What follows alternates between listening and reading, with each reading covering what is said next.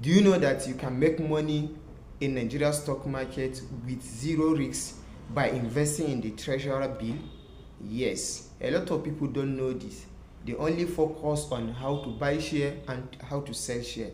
Before I dive into the explanation how to make money using treasury bill, kindly hit the subscribe button and like this video so that others will benefit. Now, what is treasury bill? A treasury bill is a system where a company will raise a capital or money in order to boost their business.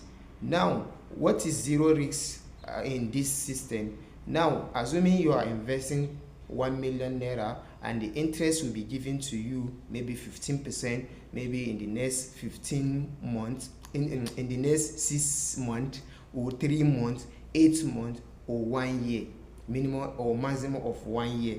This is treasury bill. And a lot of people have been doing this. There is no anything like the price will appreciate or depreciate. It is based on the interest that they said they will give to you. That is what will be given to you.